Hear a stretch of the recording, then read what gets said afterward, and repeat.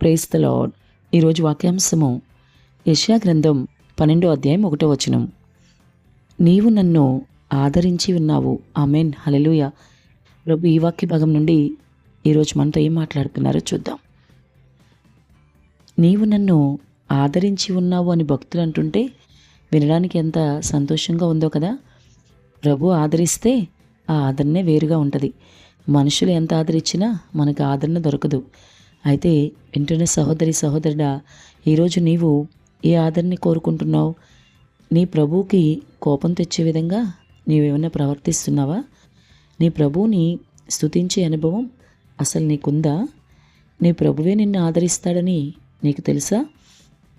నీ పరిస్థితి ఏదైనా ఆయన నీకు గొప్ప ఓదార్పు, ఆదరణ ఇవ్వగలడని నీవు గ్రహిస్తున్నావా?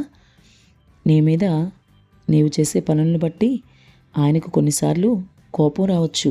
కానీ వెంటనే అనగా నిమిషం మాత్రమే ఆయన నిన్ను కోపగించుకుంటాడు.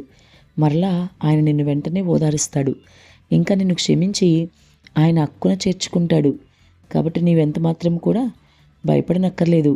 ఆయన కోపం నీ మీద చల్లారిన వెంటనే నీవు ఆయన్ని స్తుతించు. ఆయన నీకు సహాయం చేస్తాడు.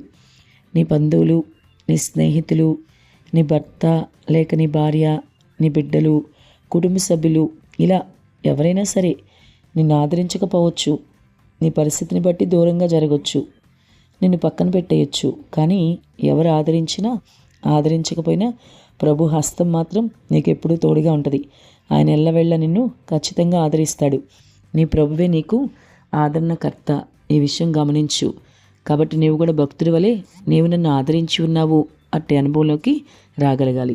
ఆమెన్.